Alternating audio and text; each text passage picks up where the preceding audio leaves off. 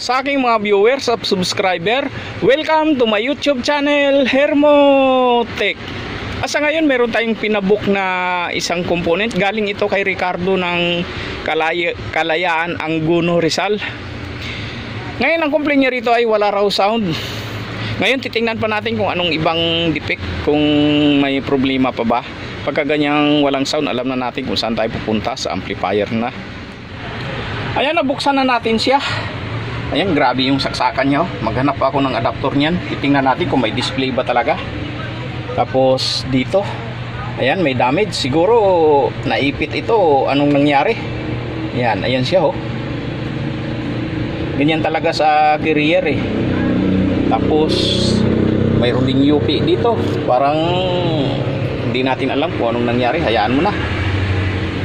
Ngayon maghanap muna ako ng pinaka-adapter nito para ma-test natin kung may display ba. Ayan, nakakita na ako ng pinaka-adapter niya. Ayan oh. Ngayon ang gagawin natin ay titingnan muna natin kung 110 ba, kung nakasit siya sa 110 o 220. Kailangan siguraduhin natin, baka mamaya dumami pa sira. Saan ba? Ayun. Bigat.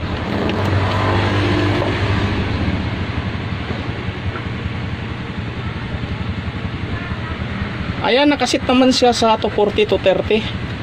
Ngayon ang gagawin natin ay ipa-plug na natin. Harap na natin. Ito yung mga component na mamahali nung araw. Plug ko na. Ayan na. Ayan, may display pa siya. Ayan oh. Tapos subukan nating i-power on.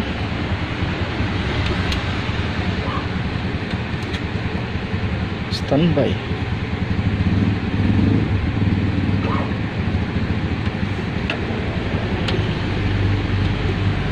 Parang ayaw mag-una. Dapat kung sira ang sticky nito, magpo-protect to eh. O baka sila yung button. Teka, ang gagawin natin ay i-plug, i-ano muna natin, tanggalin sa plug, tapos i-plug natin uli. Ayan, pa-plug natin uli. Ayan siya, nagdidimo siya. Ayan o. Ngayon yung volume niya, wala. Dapat umiilaw-ilaw to dito eh. Ngayon i-power, i-set natin sa DVD o kaya sa tuner para mag-on. Ayan. Kaso namamatay siya. Nagbabalik siya sa standby. Ay, yan ang sakit niya. Tapos nawala na yung display dito. Ang nangyari ay nagbi-blink na lang yung pinaka-indicator niya. Parang malala tong sirang ganito. Karamihan nito ano eh, sa system o kaya titingnan na lang natin kung magagawa pa ba ito. Mahirap gawin yung mga ganito eh. Yan, nawala na yung display dito. Tapos nagbi-blink na lang. Ayan na, bubuksan natin. Titingnan natin kung magagawa pa ba. Ayan na, nakalas ko na siya. Ang hirap talaga baklasin pag mga ganitong component, punong-puno. Kaya karamihan ng mga technician inaayawan ito eh. Mabuting-ting yung mga ganitong component eh. Di kagaya yung mga amplifier, madali lang talagang buksan. Ngayon, ang gagawin natin dito ay titingnan natin yung mga regulator niya. Minsan lumuluwag sa hinang yan, kaya siguro nawawala ng display dito. Tapos ititesting natin kung okay pa ba yung sticky niya pagka nahinang natin yung pinaka ano niya, mga regulator niya. Titingnan natin yung mga loose connection. Ayan na, nakalas ko na siya. Pero tinisting ko siya, gumana siya, kaya lang ang may sound lang ay yung kanyang surround. Itong pinakamin niya ang wala. Tapos nawawala-wala siya parang may loose connection eh.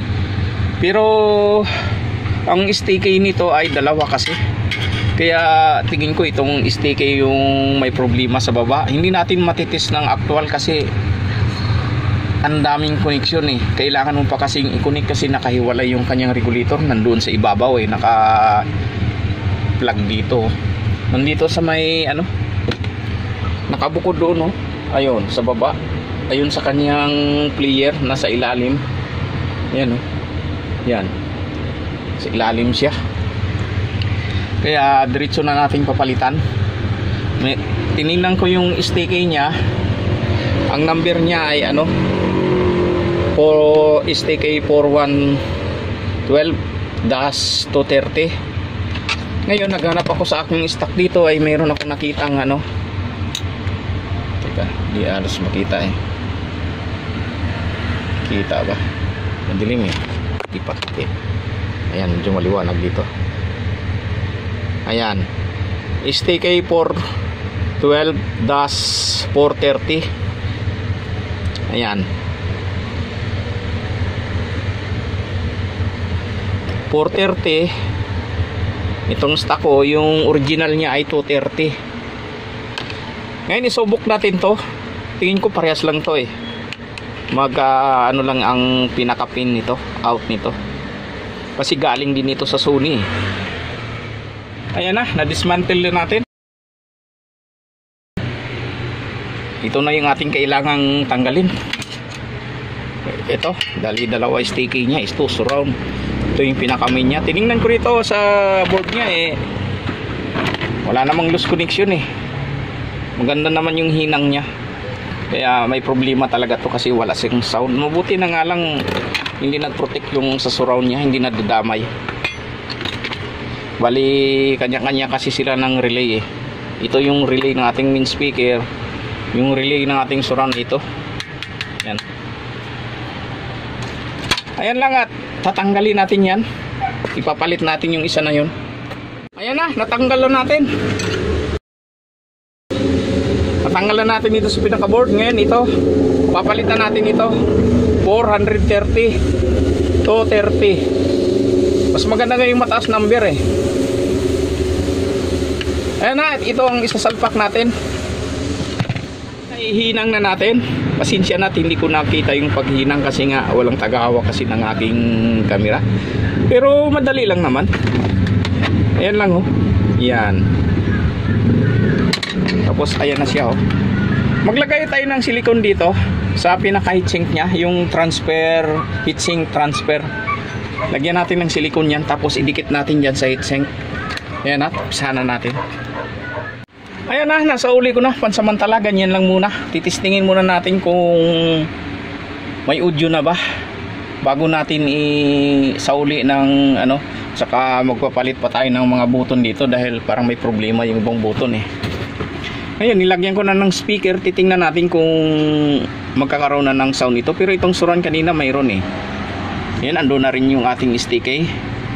Ang gagawin natin ay ipa-plug na natin at aabangan natin kung may maririnig tayong magkiklik. Pagka may narinig tayong magkiklik, ibig sabihin okay lang yan. Sana nga okay na. Ayan na, i-plug natin yung napakalaking, tingnan mo naman yung cord nya oh. Pero papalitan natin kasi nakita ko rito may dugtong na rin siya eh. Marami akong cord dito eh. Ayan oh. Ayan. Ayan yung mga cord ko. Galing yan sa mga TV na basag na binibinta rito sa akin. Kaya naiipon. Pati speaker, ayan, ang dami. Ang dami ko kung mga speaker dito, mga speaker ng TV.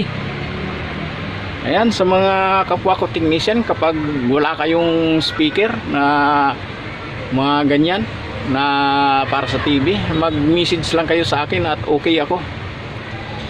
Basta makatulong ako sa kapwa nating technician. Ayan lang. Ayan. Ayan, ipa-plug na natin. Abangan natin kung may magkiklik. Pagka, hindi ko kasi ma-tester dito. Kasi nga ang hirap dukutin. Nandun sa pinaka-loob yung, ayan, yung kulay puti na yan, oh. Yan. Nandun napakadelikado mag-test eh. Kasi nga, baka mamaya yung ating test prod ay sumabit sa ibang line. Baka magkaroon pa ng damage. Kaya, aabangan na lang natin Kapag nag-click na yan ay okay na. Ayan lang, pa-plug na natin. Tapos pa-power on natin. Ayan, naka-plug na. Yung nag-click na yun sa ano yun eh, ibang relay yun eh. Yung sa ano yun eh, dito yun oh. Diyan.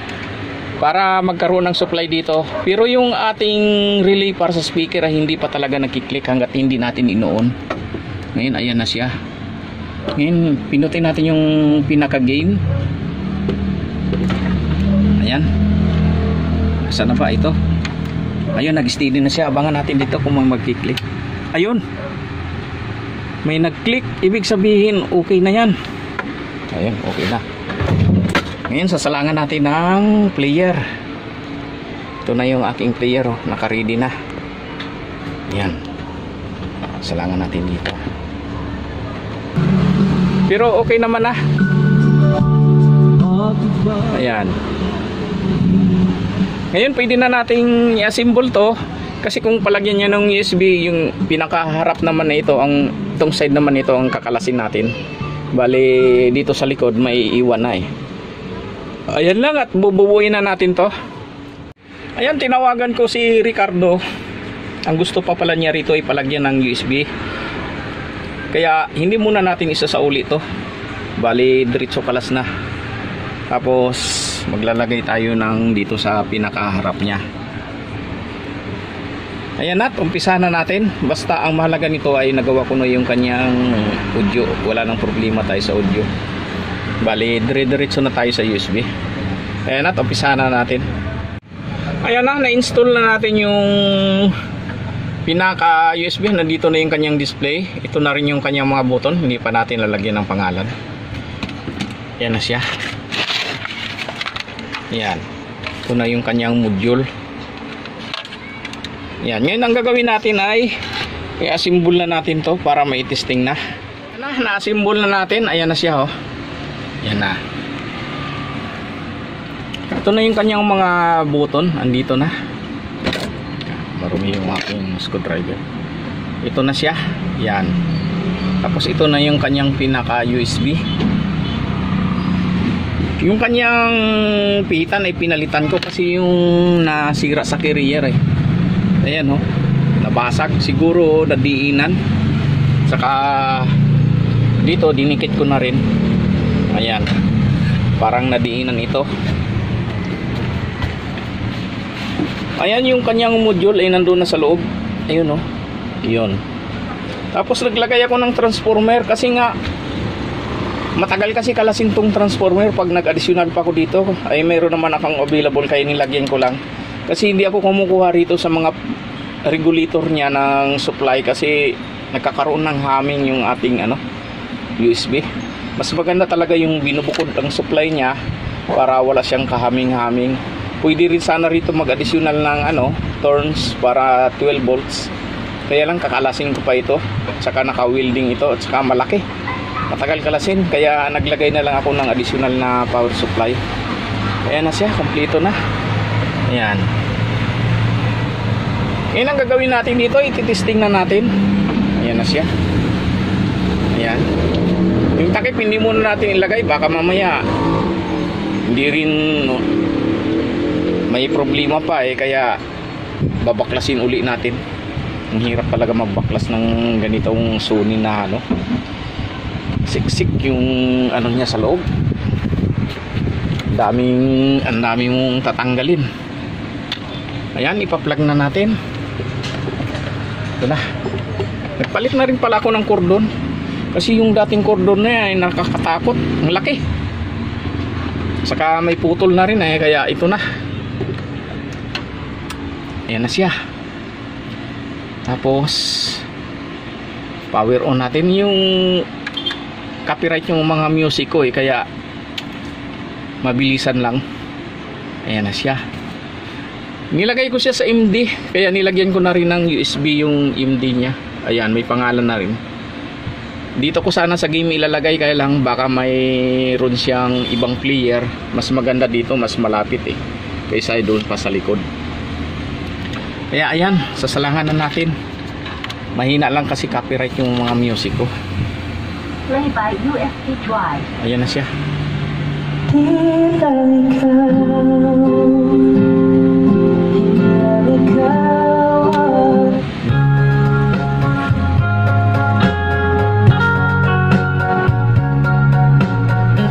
Ayan, okay na ito. Ayan. Tapos, ang susunod natin gagawin ay susubok natin sa Bluetooth. Ayan na, ang susunod naman nating i-test ay yung Bluetooth niya. Naka-Bluetooth na tayo. Ito. Meron na rin akong cellphone dito. Ayan na siya. Litis na ito. Pagsawa na yung may-ari dito sa music. Play na lang natin. Ayan. Ayan na siya.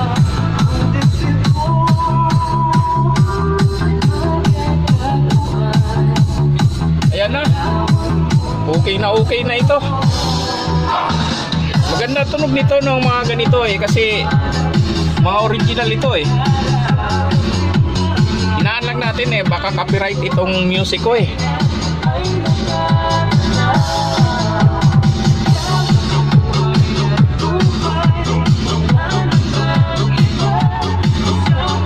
Ayan lang at maraming salamat sa inyong panunood. Sana may natutunan yung ating mga baguhan nga. Ganun lang. Halimbawa, yung sticky niya hindi kasi madugot sa pag-tester. Kaya ang ginawa ko, pinalitan ko na lang kaagad. Saka i-pin out nyo sa internet yung yung pinakapin niya para malaman nyo kung saan ang supply, saan ang in. Para madali kayo magpalit kahit na ibang number. Ayan lang at maraming salamat sa inyong panunod, and please like, share, and subscribe to my YouTube channel for more upcoming video. Thank you.